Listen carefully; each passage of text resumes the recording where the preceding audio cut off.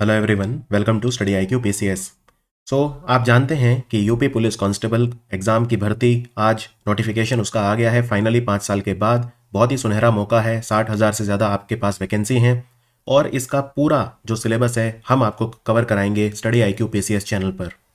हमारा जो paid course है उसका लिंक नीचे डाल दिया गया है, जिसमें आपको quant, reasoning, English, Hindi, GK, GS, current affairs सब कुछ पूरा कोर्स मिलेगा बहुत ही रीजनेबल रेट पे स्टडी IQ क्वालिटी के साथ। लाइव कोर्स होगा, ठीक है। और उसमें मैं पर्सनली करंट अफेयर्स और यूपी के करंट अफेयर और जनरल नेशनल करंट अफेयर दोनों आपके कवर करूंगा। तो उसी क्रम में यूपी के करंट अफेयर मैं आपके लिए कुछ वीडियोस यूट्यूब पर भी बना रहा हूं। तो ये उसका पहला वीडियो है। यूपी पुलिस कांस्टेबल एग्जाम आपका ड्रीम होना चाहिए। अगर आप यूपी पुलिस में भर्ती चाहते हैं, इससे सुनहरा मौका आपके लिए नहीं मिलेगा, लेकिन ऐसा एक्सपेक्टेड है कि लगभग 50 से 80 लाख के बीच में लोग बैठेंगे। तो आपकी जो तैयारी है बहुत अच्छी होनी चाहिए, तभी आप कोई चांस स्टैंड इसमें करते हैं। तो आइए मैं आपको यूपी के करंट अफेयर कराता हूं और आपको दिखाता हूं कि किस लेवल के करंट अफेयर आपको एग्जाम में करने हैं। मैं फिर से आपको बता दूं, अगर आप हमारा पेड कोर्स लेना चाहते हैं जिसमें पूरा कवरेज आपको मिलेगा, तो उसका लिंक नीचे मैंने पिंड कमेंट और डिस्क्रिप्शन में डलवा दिया है। आपको ये कोड यूज करना है GGCA, ठीक है। जब आप चेकआउट करें तो आपको ये कोड यूज करना है। आइए वीडियो को शुरू करते हैं। प्रधानमंत्री नरेंद्र मोदी जी ने अभी अभी ब्रज राज उत्सव उत्तर प्रदेश में अटेंड किया। ये कौन से शहर में आयोजित किया गया था? ब्रज राज उत्सव। ब्रज किसको बोलते हैं? ये मथुरा में हुआ था इस बार, राइट, जहां पे भगवान कृष्ण का जन्म हुआ था। ब्रज एक ऐसा इलाका है जिसका आप कह सकते हैं सेंटर मथुरा वृंदावन वाला एरिया है। हालांकि इसमें ऐसा नहीं है कि सिर्फ यूपी का पार्ट आता है, इसमें दूसरे जो राज्य हैं उनका पार्ट भी आता है। जैसे हरियाणा का कुछ हिस्सा पलवल और बल्लमगढ़ का आता है।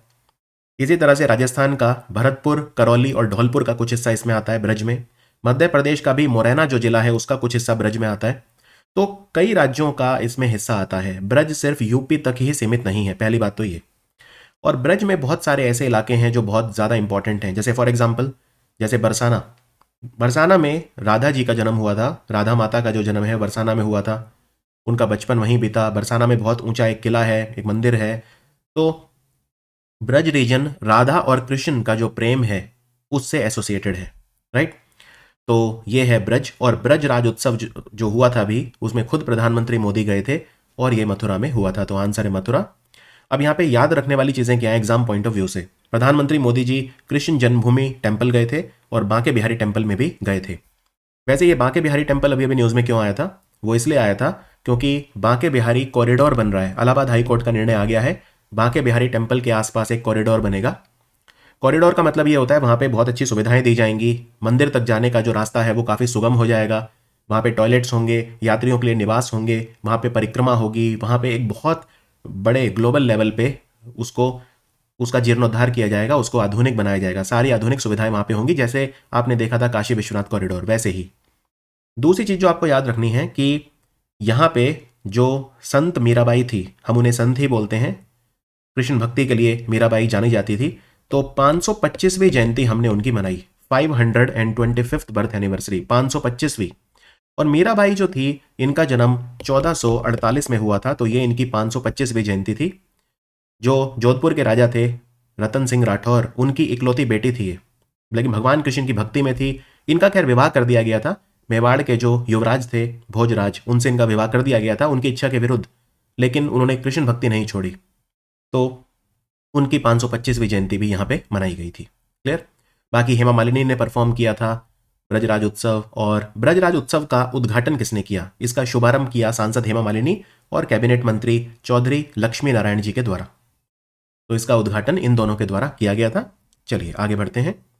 तो थोड़ा सा जब आप पढ़ें करंट अफेयर्स को तो डेप्थ में पढ़ें, राइट, जिससे कोई चांस आप ना लें। उत्तर प्रदेश की सरकार ने CSIR यानी council of scientific and industrial research और DRDO यानी defence research and development organisation के साथ मिलकर यह निर्णय लिया है कि वो बल्क ड्रग पार्क बनाएंगे। तो बल्क ड्रग पार्क में जो नॉलेज चाहिए, जो एक्सपर्टीज चाहिए, वो देगा CSIR और DRDO। ये कहाँ पे बनेगा? Extremely important question. ये ललितपुर में बनेगा। तो आंसर है ललितपुर, 2000 एकड़ जमीन पे बनेगा। अब ये बल्क ड्रग पार्क क्या होता है? ड्रग मतलब होता है दवाइयां यानी मेडिसिन। तो यहाँ पे बहुत ही बड़े लेवल पे दवाइयां बनेंगी, उनकी मैन्युफैक्चरिंग की जाएगी। CSIR के 43 लेबोरेटरी यानी 43 प्रयोगशालाएं और DRDO के 46 लेबोरेटरी इसमें सहयोग करेंगे, रिसर्च वर्क में ध्यान देंगे, जिससे नई नई दवाइयां बना सकें और काफ़ी अफोर्डेबल तरीके से बना सकें। अब दवाइयां बनाने के लिए ऊर्जा का जो स्रोत होगा यहाँ पे वो होगा पीएनजी गैस। पीएनजी मतलब पाइप्ड नेचुरल गैस। और ये पाइप्ड नेचुरल गैस कौन देगा? ये अदानी गैस देगा। तो अदानी गैस के साथ पार्टनरशिप करी है पीएनजी गैस देने के लिए। यहाँ पे सौर ऊर्जा का इस्तेमाल भी किया जाएगा, यानी सोलर पावर, और सोलर पावर प्रोवाइड करेगी सरकारी कंपनी टीएचडीसी। टीएचडीसी ये सोलर पावर पार्टनर होगा। और लॉजिस्टिक्स पार्टनर कौन होगा? लॉजिस्टिक सेवा कौन देगा? कंकोर, CONCOR। ये जो होगा ये लॉजिस्टिक्स पार्टनर होगा, यानी रसद, सामान की आवाजाही इधर से उधर, ये सब जो है ये सब लॉजिस्टिक देगा कंकोर। ये टीएचडीसी जो है एनटीपीसी की ही सब्सिडरी है, एक तरह की मिनिस्ट्री ऑफ पावर के अधीन ये कंपनी काम करती है। Is that clear? तो बल्क ड्रग पार्क जो बनेगा इससे 1.5 लाख युवाओं को रोजगार मिलेगा और 1 लाख करोड़ की इन्वेस्टमेंट यहाँ पे यूपी सरकार करने का मन बना रही है। आपको बता दूं, बल्क ड्रग पार्क भारत सरकार ने पिछली बार कहा था कि 3 जगह और बनेंगे। जैसे भरूच एक जगह है नर्मदा नदी के किनारे गुजरात में, वहां पे। इसके अलावा ईस्ट गोदावरी जिला है, पूर्वी गोदावरी जिला आंध्र प्रदेश में, वहां पे। और ऊना जिला है हिमाचल में, वहां पे। तो यहां पे भी बल्क ड्रग पार्क बनेंगे। ये लास्ट ईयर पीएम मोदी ने खुद अनाउंस किया था। इसके अलावा आपको यूपी में 3 पार्क और पूछे जाएंगे, ठीक है, अलग अलग चीजों के। जैसे मेडिकल डिवाइस पार्क कहां बन रहा है, ये सुपर इंपॉर्टेंट क्वेश्चन है। मेडिकल डिवाइसेस की बहुत बड़ी मार्केट है, चिकित्सा उपकरण बनाए जाएंगे यहाँ पे। तो ये सेक्टर 28 ग्रेटर नोएडा में बनेगा। Sector 28 greater Noida. एक ये पूछ सकते हैं, यूपी में एक आधुनिक बायोटेक्नोलॉजी पार्क कहां बनेगा, जिसको बोलते हैं बायोटेक पार्क। ये बनेगा पीलीभीत में। वही पीलीभीत जो नेपाल बॉर्डर पे है, जो जहां पे पीलीभीत टाइगर रिजर्व भी है। यूपी में आप जानते हैं कि 4 टाइगर रिजर्व हैं, राइट? तो पीलीभीत में क्या बनेगा? Biotech park. इसके अलावा एक बहुत बड़ा मेगा टेक्सटाइल पार्क भी यूपी में बन रहा है। भारत में कपड़े बनाने के लिए 7 मेगा टेक्सटाइल पार्क बन रहे हैं, उनमें से एक बन रहा है लखनऊ में। और अगर पूछें लखनऊ में कहां, तो मलिहाबाद तहसील, वही मलिहाबाद जहां का आम बहुत मशहूर है, मलिहाबादी आम जिसे कहते हैं। तो लखनऊ के मलिहाबादी तहसील में ये सेटअप किया जाएगा। तो ये भी मैं चाहता हूं 3-4 पार्क जो मैंने आपको एक्स्ट्रा बताए हैं, ये ध्यान रखिए। तो बल्क ड्रग पार्क स्कीम हमारी सेंट्रल सेक्टर स्कीम है। अच्छा, अगर आपसे ये पूछें ये बल्क ड्रग पार्क बनाएगा कौन यूपी में, ललितपुर में, तो इसे बनाएगा हमारा ministry of chemical and fertiliser, यानी रसायन और उर्वरक मंत्रालय। रसायन और उर्वरक मंत्रालय। और ये बल्क ड्रग पार्क योजना में पूरा खर्चा हमारी केंद्र सरकार करती है। यूपी की जेब से एक पैसा भी नहीं जाएगा, क्योंकि ये एक सेंट्रल सेक्टर स्कीम है, केंद्रीय विभाग की स्कीम है। तो ये स्कीम 2020-2021 से लेके 2024-2025 तक चल रही है। तो आप ये एक्सपेक्ट कर सकते हैं कि लगभग 2025 से पहले ही ये जो बल्क ड्रग पार्क है ये बनके पूरा हो जाएगा। और अगर आपसे पूछें पूरे भारत का पहला बल्क ड्रग पार्क कहां बन रहा है, तो वो भरूच गुजरात में। भरूच गुजरात में भारत का पहला बल्क ड्रग पार्क जो है वो बन रहा है। अभी अभी ग्लोबल फिशरीज कॉन्फ्रेंस हुआ, यानी वैश्विक मत्स्य पालन सम्मेलन। ये कहां पे हुआ? सबसे पहला क्वेश्चन तो ये अहमदाबाद में हुआ। वही आपसे इसमें पूछा है। इसमें उत्तर प्रदेश को बेस्ट इनलैंड राज्य का अवार्ड मिला। इनलैंड मतलब अंतर्देशीय। अगर मैं भारत का नक्शा बनाऊं, मेरी बहुत अच्छी ड्राइंग तो नहीं है, ठीक है, तो इसमें अगर आप देखें, ये जो हमारे दक्षिण भारत के जो राज्य हैं, इनका बॉर्डर यानी इनकी तट रेखा लगती है, इनका समुद्र से लगती है। ये हमारा जो है अरब सागर है, अरेबियन सी, और ये है हमारी बंगाल की खाड़ी यानी बे ऑफ बंगाल। तो ये तो तट से लगते हैं, लेकिन जो अंदर है, जिनका तट रेखा नहीं है, आप जानते हैं यूपी किसी समुद्र से तो लगता नहीं है, उसको बोलते हैं अंतर्देशीय यानी इनलैंड। तो इसमें मछली पालन में अलग अलग कैटेगरी बनाई गई। मैं आपको विनर हर कैटेगरी के बता देता हूं। मैरीन राज्य मतलब जो समुद्र से लगता है, तो आंध्र प्रदेश बेस्ट मैरीन राज्य रहा मछली पालन में 2023। उत्तर प्रदेश रहा बेस्ट अंतर्देशीय राज्य। असम रहा बेस्ट हिमालयी या पूर्वोत्तर का राज्य। और जिलों की भी रैंकिंग निकाली गई। तो जिलों में अगर मैरीन राज्य की बात करूं तो रामनाथपुरम जिला तमिलनाडु का। अगर मैं अंतर्देशीय जिलों की बात करूं तो मध्य प्रदेश का सियोनी। और अगर मैं हिमालयी या पूर्वोत्तर जिलों की बात करूं तो असम का कामरूप। इसके अलावा यूनियन टेरिटरीज में भी एक कैटेगरी है। यूनियन टेरिटरी में बेस्ट जिला कौन सा रहा, तो वो रहा जम्मू कश्मीर का अनंतनाग। तो ये सारे अवार्ड आपको याद रखने हैं। और ये जो अवार्ड दिए गए थे वर्ल्ड फिशरीज डे के उपलक्ष्य में दिए गए थे। वर्ल्ड फिशरीज डे यानी विश्व मत्स्य पालन दिवस, जो 21 नवंबर को मनाया जाता है। वैसे भारत सरकार की एक योजना भी है जिसको बोलते हैं प्रधानमंत्री मत्स्य संपदा योजना। इसमें हमारा टारगेट क्या है? इसमें हमारा टारगेट ये है कि भारत में 2024-25 तक 220 लाख टन मछली पालन होना चाहिए और 2024-25 तक हमारा मछली का जो एक्सपोर्ट है वो 1 लाख करोड़ टच कर जाना चाहिए। ये 2 लक्ष्य हैं प्रधानमंत्री मत्स्य संपदा योजना के। मैं रिपीट कर देता हूं, 2024-25 तक भारत का जो मछली जो उत्पादन है वो 220 लाख टन यानी 22 मिलियन टन या 220 लाख टन हो जाना चाहिए और हमारा मछली का जो एक्सपोर्ट है वो 1 लाख करोड़ पहुंच जाना चाहिए। उत्तर प्रदेश ने डिसाइड करा है कि वो नॉन वेज डे मनाएगा। ये साधु टी.एल. वासवानी जी बहुत बड़े संत हैं, साधु टी.एल. वासवानी। ये वेजिटेरियन लाइफस्टाइल को प्रमोट करते थे। इनका जन्मदिन, इसको मनाया जाएगा नॉन वेज डे। इस दिन यूपी में नॉन वेज अलाउड नहीं होगा। तो ये कौन सा दिन होगा? ये 25 नवंबर का दिन होगा। आप जानते हैं 26 नवंबर को अगले ही दिन हमारा संविधान दिवस भी होता है और नेशनल मिल्क डे यानी राष्ट्रीय दुग्ध दिवस भी होता है। तो कुछ ऐसे महान व्यक्ति हुए हैं जिनका जन्मदिन हम नॉन वायलेंस को प्रमोट करते हैं, जैसे महावीर जयंती, बुद्ध जयंती, गांधी जयंती और साधु टी.एल. वासवानी जयंती। तो इस दिन जो है मीट सर्व नहीं होगा, यूपी की सरकार अलाउ नहीं करेगी। और अभी वैसे यूपी की सरकार ने जो हलाल सर्टिफाइड जो फूड प्रोडक्ट हैं उनकी बिक्री, उनकी जो सेल है उस पर भी प्रतिबंध लगा दिया है। साधु जो वासवानी हैं ये एक शिक्षाविद थे, एजुकेशनिस्ट थे। इन्होंने एक आंदोलन शुरू करा था जिसका नाम था मीरा मूवमेंट। इनका जन्म 1879 में हुआ था। इनका जन्म 1879 में हुआ था, यानी 1879 में हुआ था। इनका जन्म एक सिंधी परिवार में हुआ था, सिंधी थे ये, और इन्होंने वेजिटेरियनिज्म को पूरी दुनिया में प्रमोट किया। Is that clear? इनकी डेथ हुई थी 16 जनवरी 1966 को, जब ये 86 साल के थे।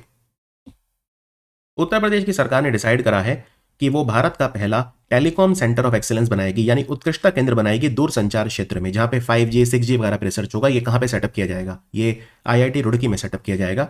अब आप कहेंगे कि सर रुड़की तो उत्तराखंड में आता है। आपकी बात बिल्कुल ठीक है, लेकिन रुड़की का एक कैंपस, IIT रुड़की का एक कैंपस सहारनपुर में भी है, पश्चिमी यूपी सहारनपुर। तो सहारनपुर में भी IIT रुड़की का कैंपस है, वहां पे ये सेटअप किया जाएगा। इसमें 30 करोड़ रुपए का खर्चा आएगा।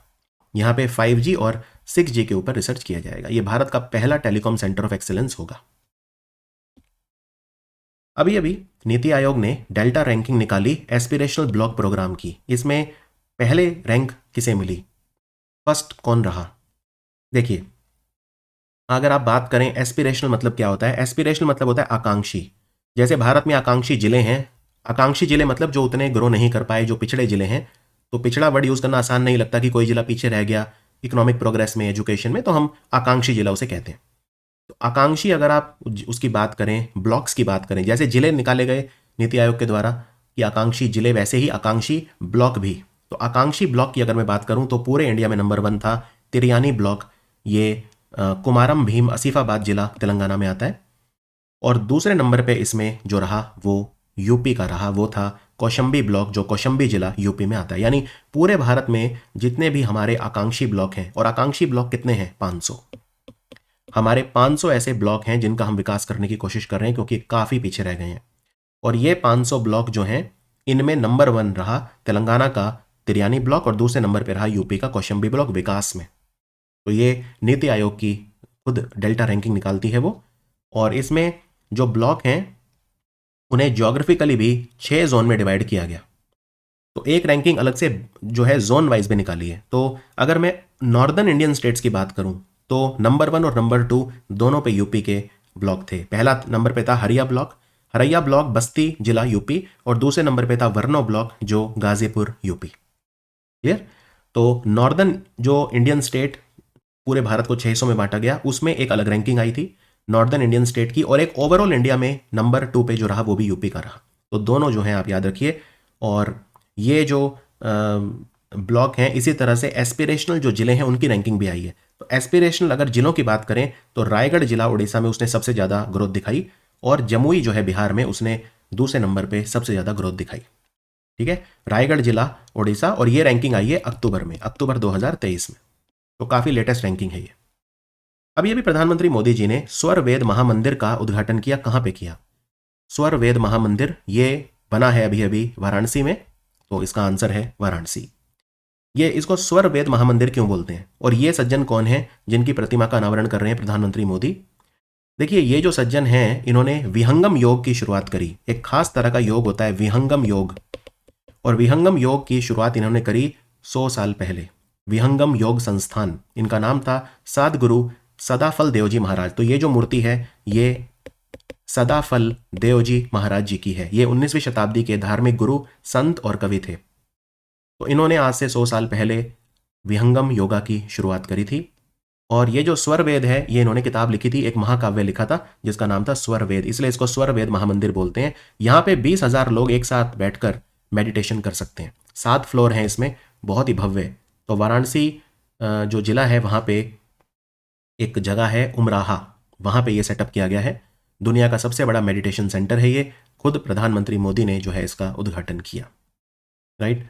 तो वेरी इंपॉर्टेंट। ये वाराणसी शहर से 12 किलोमीटर दूर पड़ता है उमराहा जो एरिया है, और 3 लाख स्क्वायर फीट में ये बना है। सोचिए कितना बड़ा होगा ये। इसकी नींव रखी थी 2004 में 2 संतों ने मिलकर, सदगुरु आचार्य स्वतंत्र देव और संत प्रवर विज्ञान देव। और फाइनली ये 19 साल में बनके तैयार हो गया है। संत सदाफल देवजी महाराज जी को समर्पित है, जो विहंगम योग के प्रतिपादक थे, फाउंडर थे। और 100th एनिवर्सरी विहंगम योग की हो गई है। प्रधानमंत्री मोदी जी ने काशी तमिल संगमम के दूसरे चरण का उद्घाटन किया। कौन से घाट पे? वाराणसी के। तो ये नमो घाट पे किया, तो आंसर है नमो घाट। आपको बता दूं, ये जो काशी तमिल संगमम है ये है क्या, और इसको हमारा कौन सा मंत्रालय चलाता है? तो इसको हमारा शिक्षा मंत्रालय चलाता है, क्योंकि काशी तमिल संगमम जो है ये एक भारत श्रेष्ठ भारत का हिस्सा है। ये योजना हमारे शिक्षा मंत्रालय ने 2015 में शुरू करी थी। काशी मतलब वाराणसी, जिसको बनारस भी बोलते थे पहले।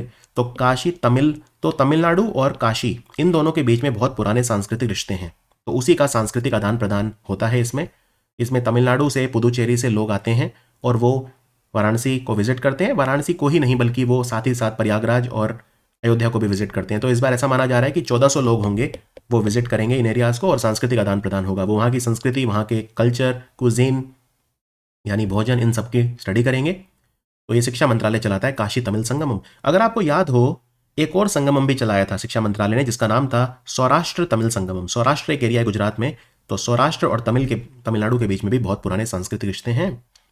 और एक ट्रेन भी प्रधानमंत्री मोदी ने हरी झंडी दिखाई, जो थी काशी तमिल संगमम एक्सप्रेस, जो चलेगी काशी यानी वाराणसी से कन्याकुमारी तक। तो उसको भी एक हरी झंडी प्रधानमंत्री मोदी ने दिखाई थी। समझ में आया आपको ये? तो ये आपको ध्यान रखना है कि कौन सा मंत्रालय चलाता है। तो पहला जब काशी तमिल संगमम हुआ था, पिछले साल हुआ था, 16 नवंबर से 16 दिसंबर तक। और इसमें कौन से 2 इंस्टीट्यूट हैं जो अपनी भागीदारी करते हैं? IIT मद्रास, तमिलनाडु की तरफ से IIT मद्रास, और वाराणसी में IIT BHU यानी Banaras Hindu university, IIT BHU, ये दोनों अपनी भागीदारी करते हैं। अभी उत्तर प्रदेश का परफॉर्मेंस कैसा रहा? उत्तर प्रदेश कौन सी कैटेगरी में रहा? लीड्स इंडेक्स आया है, यानी logistics ease across different states. ये 5वीं बार आया है। भारत में जो लॉजिस्टिक्स कॉस्ट है, सामान को एक जगह से दूसरी जगह पहुंचाने में जो खर्चा सरकार करती है, वो लगभग 14% ऑफ द GDP है। हमें इसको कम करके 8% ऑफ द GDP पे लेके आना है, जैसा कि विकसित देशों में होता है। तो लीड्स बताता है कौन सा ऐसा भारत का राज्य है जिसमें कनेक्टिविटी बहुत अच्छी है, मल्टी मॉडल कनेक्टिविटी, यानी जहाज मतलब जरूरी नहीं समुद्र में चले, जहाज मतलब नदी में। जैसे आप जानते हैं प्रयागराज से हल्दिया राष्ट्रीय जलमार्ग 1 है। तो यूपी में काफ़ी अच्छी कनेक्टिविटी है, नए नए एयरपोर्ट बन रहे हैं यूपी में, राइट। तो यूपी जो है वो कौन सी श्रेणी में रहा? वो रहा अचीवर, सबसे अच्छी श्रेणी में रहा। मैं आपको दिखा देता हूँ, ये देखिए, ये लिस्ट है लीड्स इंडेक्स में। तो इसमें राज्यों को, हमारे और यूनियन टेरिटरी को 4 भागों में बांटा है। एक तो तटीय यानी कोस्टल, एक है लैंड लॉक्ड जिनका समुद्र से वो नहीं लगता कोई भी कोस्ट, पूर्वोत्तर राज्य और यूनियन टेरिटरी। तो अचीवर जो रहे, अचीवर के बाद आते हैं फास्ट मूवर यानी जो बहुत तेजी से ग्रो कर रहे हैं, और जो पीछे रह गए हैं वो है एस्पायरर यानी आकांक्षी। तो अगर आप देखें यूपी लैंड लॉक्ड वाली कैटेगरी में है, तो इसमें 4 राज्य अचीवर हैं, हरियाणा, पंजाब, तेलंगाना और यूपी। तो यूपी अचीवर जो है उसकी श्रेणी में रहा लीड्स रिपोर्ट के मुताबिक, राइट।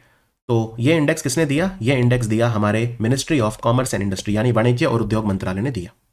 वाणिज्य और उद्योग मंत्रालय ने दिया अचीवर, फास्ट मूवर और एस्पायरर, तो 3 चीज। और ये इंडेक्स जब बना तो इसमें कौन कौन सी चीजों का आकलन किया गया? तो 3 स्तंभ हैं इसके इंडेक्स के। एक तो है लॉजिस्टिक इंफ्रास्ट्रक्चर जो है उसकी क्वालिटी कैसी है, लॉजिस्टिक इंफ्रास्ट्रक्चर की क्वालिटी कैसी है। दूसरा, जो लॉजिस्टिक सेवाएं हैं उनकी क्वालिटी कैसी है, लॉजिस्टिक सर्विसेज की क्वालिटी कैसी है। और तीसरा, रेगुलेटरी एनवायरनमेंट कैसा है, यानी जो सरकार है उसका किस तरह से, किस लेवल पे सपोर्ट रहता है। तो इन 3 चीजों को मिला के ये इंडेक्स कैलकुलेट किया जाता है। Is that understood? और आपको ये भी बता दूं, एक वर्ल्ड बैंक जो है उसने भी इंडेक्स दिया था, लॉजिस्टिक्स परफॉर्मेंस इंडेक्स, की पूरी दुनिया में भारत कहाँ स्टैंड करता है लॉजिस्टिक्स के मामले में। तो इसमें नंबर 1 सिंगापुर था, भारत की रैंक थी 38 139 कंट्रीज में। तो काफ़ी हमने इंप्रूव करा है पिछले 10 सालों में। चलिए आगे बढ़ते हैं। अभी अभी भारत के पहली बार खेलो इंडिया पैरा गेम्स हुए नई दिल्ली में, यानी दिव्यांग खिलाड़ियों के लिए हुए। इसमें उत्तर प्रदेश पदक तालिका में कौन से नंबर पे था? आप पदक तालिका यहाँ पे देख सकते हैं। तो हरियाणा के बाद उत्तर प्रदेश दूसरे नंबर पे था पदक तालिका में। तो यहाँ पे 25 गोल्ड मेडल, 23 सिल्वर और 14 कांस्य पदक, ये 62 मेडल जीते यूपी ने, और दूसरे नंबर पे था हरियाणा, इसमें पहले नंबर पे था। हरियाणा ने 40 गोल्ड मेडल जीते, टोटल 105 मेडल जीते। और ये था शुभंकर मैस्कॉट। ये एक चिड़िया है जिसका नाम है उज्ज्वला। तो उज्ज्वला नाम की जो चिड़िया है उसे पैरा गेम्स का शुभंकर यानी मैस्कॉट बनाया गया। और इसी साल मैं 2023 की अगर बात करूं तो यूपी में खेलो इंडिया एक और गेम्स हुए थे, यूनिवर्सिटी गेम्स, खेलो इंडिया यूनिवर्सिटी गेम जो हुए थे। और ये दिल्ली में कितने स्टेडियम में हुआ ये इवेंट? ये 3 स्टेडियम में हुआ, इंदिरा गांधी स्टेडियम, जवाहरलाल नेहरू स्टेडियम और तुगलकाबाद शूटिंग रेंज। 7 डिसिप्लिन्स में खिलाड़ियों ने कम्पीट किया, para athletics, para shooting, para तीरंदाजी, para football, badminton, table tennis और भारोत्तोलन यानी वेट लिफ्टिंग। और पहली बार ये पैरा खिलाड़ियों के लिए गेम्स हुए हैं, राइट। वैसे पैरा खिलाड़ी काफ़ी अच्छा परफॉर्म कर रहे हैं। अभी एशियन पैरा गेम्स हुए थे चाइना के शहर हंगजाऊ में, वहाँ पे उन्होंने 111 पदक जीते।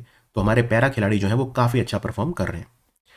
तो खेलो इंडिया गेम्स भी कई तरह के होते हैं, जैसे खेलो इंडिया यूथ गेम्स होते हैं। खेलो इंडिया यूथ गेम कहाँ पे हुए थे इस साल? 2023 में मध्य प्रदेश। और अगले साल कहाँ पे होंगे? 2024 में तमिलनाडु में होंगे। खेलो इंडिया यूनिवर्सिटी गेम कहाँ पे हुए थे? यूपी में 2023 में। अगले साल कहाँ होंगे? गुवाहाटी असम में होंगे 2024 में। एक खेलो इंडिया विंटर गेम्स भी होते हैं जो गुलमर्ग में होते हैं हर साल, जम्मू कश्मीर में। अभी अभी आईआईटी कानपुर के साथ मिलकर भारत का कौन सा बैंक है जिसने स्कूल ऑफ सस्टेनेबिलिटी लॉन्च करा है? तो ये है कोटक महिंद्रा बैंक, जिसके अशोक वसवानी नए मैनेजिंग डायरेक्टर बने हैं। ये भारत का पहला इंटीग्रेटेड स्कूल ऑफ सस्टेनेबिलिटी होगा।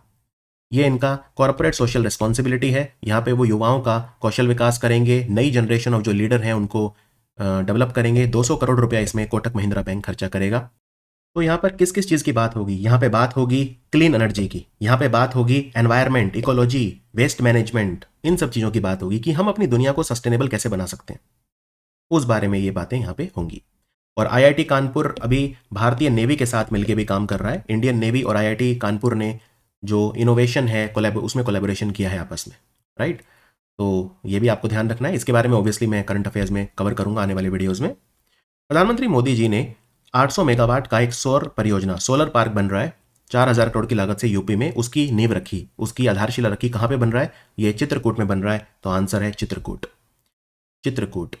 तो ये ध्यान रखिए कि चित्रकूट में 800 मेगावाट क्षमता का ये पार्क बन रहा है, सोलर पावर प्लांट बन रहा है, राइट। भारत का सबसे बड़ा सोलर पावर प्लांट कहाँ पे है? भादला, जोधपुर राजस्थान में, भादला सोलर पावर प्लांट, ठीक है। और अभी दुनिया का सबसे बड़ा सोलर पावर प्लांट बन रहा है अल डफरा, यूएई में, यूएई की राजधानी आबू धाबी में सेटअप किया जा रहा है अल डफरा। ये दुनिया का सबसे बड़ा होगा। अभी प्रधानमंत्री मोदी वाराणसी गए थे, 19,150 करोड़ रुपए के प्रोजेक्ट उन्होंने लॉन्च करे हैं। उन्हीं में से एक है ये 4000 करोड़ का जो सोलर पावर प्लांट चित्रकूट में सेटअप किया जाएगा। क्लियर? और आपको एक बहुत इंपॉर्टेंट चीज़ और बताता हूँ, रेल के जो इंजन होते हैं उनको लोकोमोटिव कहा जाता है, ये तो आप जानते हैं। भारत में रेल के इंजन कहाँ बनते हैं? 3 जगह पे बनते हैं। एक तो चितरंजन में बनते हैं, चितरंजन बंगाल में है। एक पटियाला में बनते हैं जो कि पंजाब में है। और एक बनते हैं बनारस में, यानी वाराणसी में, बनारस लोकोमोटिव वर्क्स। तो बनारस लोकोमोटिव वर्क्स ने 10,000वां इंजन अभी अभी बनाया है, लोकोमोटिव बनाया है। ये बहुत बड़ा एक उपलब्धि है, बहुत बड़ी उपलब्धि, बहुत बड़ा सम्मान है कि 10,000 रेल के इंजन बना के तैयार कर दिए हैं बनारस लोकोमोटिव वर्क ने। तो इसमें पीएम मोदी ने भी काफ़ी तारीफ की थी बनारस लोकोमोटिव वर्क्स की। तो ये एक बहुत बड़ा माइलस्टोन है जो आपको ध्यान रखना है। Clear? Eastern dedicated freight corridor बन रहा है भारत में, right. Eastern dedicated freight corridor क्या होता है? डेडिकेटेड फ्रेट कॉरिडोर मतलब ऐसी रेल की पटरियां जिन पे सिर्फ मालगाड़ी चलेगी, ठीक है, उसको बोलते हैं डेडिकेटेड फ्रेट कॉरिडोर। क्योंकि वरना क्या होता है, अगर मालगाड़ी और पैसेंजर वाली गाड़ी, रेलगाड़ी एक ही पटरी पे चलती है तो उसमें मालगाड़ी को रुकना पड़ता है और पैसेंजर ट्रेन को जगह देनी पड़ती है। तो मालगाड़ी स्लो हो जाती है और काफ़ी लॉजिस्टिक्स कॉस्ट हमारी बढ़ जाती है। जहाँ सामान पहुँचना चाहिए 3 दिन में, पहुँचता है 6 दिन में। तो डेडिकेटेड फ्रेट कॉरिडोर मतलब ऐसी रेल की पटरियां जिन पे सिर्फ मालगाड़ी चलेगी। मालगाड़ी को बोलते हैं कार्गो ट्रेन। कार्गो ट्रेन भी कहा जाता है मालगाड़ी को, ठीक है। कार्गो ट्रेन या फ्रीट ट्रेन भी कहा जाता है। फ्रीट ट्रेन, इंडिया में फ्रीट ट्रेन वर्ड ज़्यादा यूज़ करते हैं। फ्रीट मतलब सामान की माल ढुलाई। तो इसकी ईस्टर्न डेडिकेटेड फ्रेट कॉरिडोर कहाँ से कहाँ बन रहा है? लुधियाना से डंकुनी, लुधियाना से डंकुनी, डंकुनी बंगाल में है, लुधियाना आप जानते हैं पंजाब में है, तो लुधियाना से डंकुनी, और इसकी लंबाई होगी 1839 किलोमीटर। अब ये यूपी से भी होके जाएगा, पंजाब से स्टार्ट होगा, फिर हरियाणा, यूपी, फिर झारखंड, बिहार और बंगाल, यानी 6 राज्यों से होकर गुजरेगा ईस्टर्न डेडिकेटेड फ्रेट कॉरिडोर। अब यूपी में कहाँ से होके गुजरेगा, तो ये जिले कवर्ड हैं इसमें: चंदौली, मिर्जापुर, प्रयागराज, कौशंबी, फतेहपुर, कानपुर नगर और कानपुर देहात। तो यूपी वाला सेक्शन इनॉग्रेट करा है कहां से कहां तक, न्यू दीनदयाल उपाध्याय जंक्शन से न्यू भाऊपुर जंक्शन तक। इसकी लंबाई कितनी है, जो यूपी वाला पार्ट है इस फ्रेट कॉरिडोर का, तो 402 किलोमीटर, 402 किलोमीटर लंबाई है। ये स्ट्रेच प्रधानमंत्री मोदी ने उसका उद्घाटन किया, न्यू दीनदयाल उपाध्याय जंक्शन से न्यू भाऊपुर जंक्शन तक। और इसमें 10,903 करोड़ रुपए का खर्चा आया है टोटल, 10,903 करोड़। इससे पहले आपको बता दूं, लुधियाना से सोननगर तक ये बनके तैयार है, अब सोननगर से आगे डंकुनी तक इसे खींचा जाएगा। अंडरस्टूड? तो ये ध्यान रखना है आपको। चलिए आगे बढ़ते हैं।